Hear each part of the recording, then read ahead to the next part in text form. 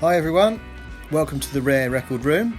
This is where I'll show you some of the LPs in my record collection, give you a little background to the artists and their recordings, and provide some examples of the record company labels, and noting some important variations in text or differences between sleeves, that sort of thing.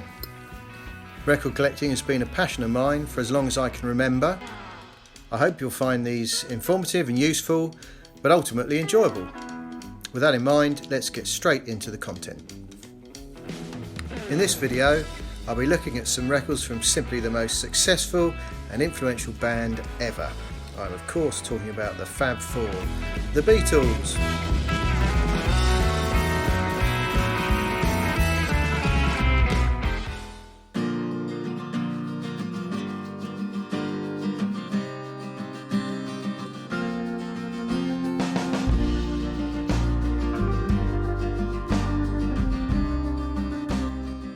Hello again, and thanks for joining me.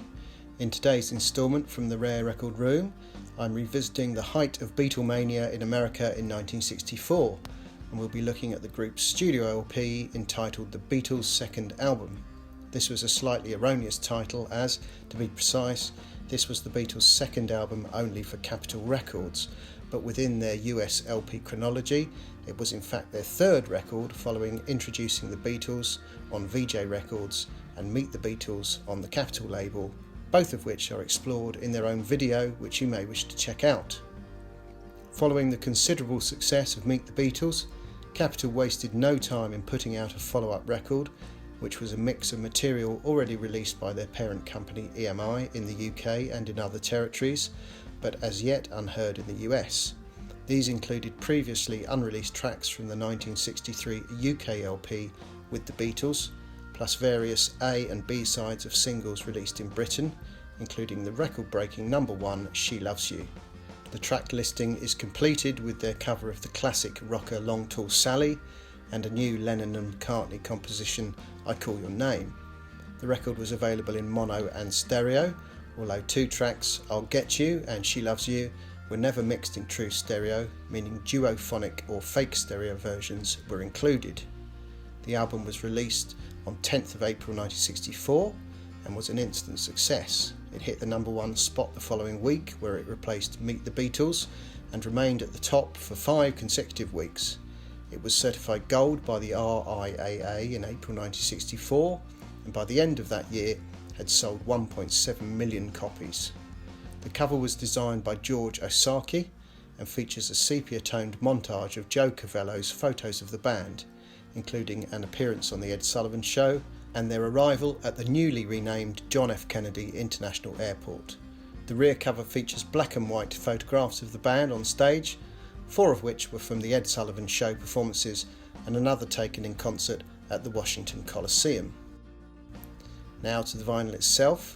The 1964 first pressing is on Capitol's familiar black label printed in silver with a rainbow rim, and is issued under the catalogue number T2080. Stereo copies feature a letter S prefix. The record was pressed at more than one plant, so some subtle text variations will be found, such as the layout of the group members' names as compared here. The rim text on this one reads Manufactured by Capitol Records Inc., USA TM, followed by registration details and patent number. This copy has a pressing ring about 15mm from the outer edge, indicating that it's a contract pressing by RCA. The Capitol copies have either a shallow notch or flat labels which lack the deep ridge. The running times for the first 2 tracks on side 2 are omitted, indicating an early pressing. Sleeves were also printed at various presses across America and can feature a small number printed near the RIAA logo to indicate at which plant it was produced. However, this copy omits the number.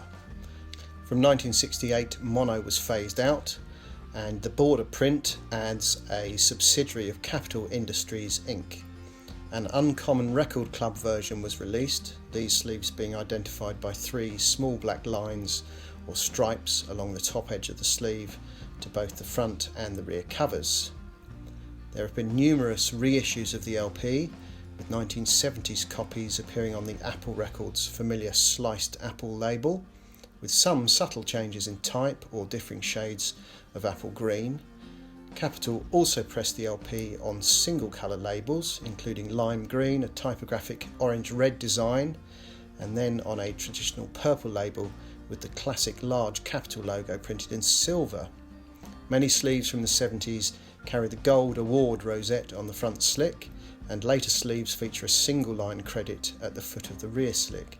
In the 1980s, the LP reappeared on the original rainbow design, black label, but crucially, these copies now have the rim text set within the rainbow band. Like all Beatles records, many will be well played and enthusiastically handled, meaning decent copies are desirable and valuable. According to the Goldmine Price Guide 10th edition, fine examples of the first pressing are valued at $350 in mono or $175 in stereo.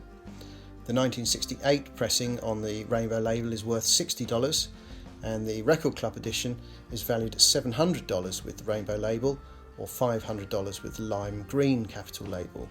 The regular lime green label from 1969 is worth $50, and thereafter the various 70s and 80s repressings or reissues have a lesser value of around perhaps $20 to $30 each.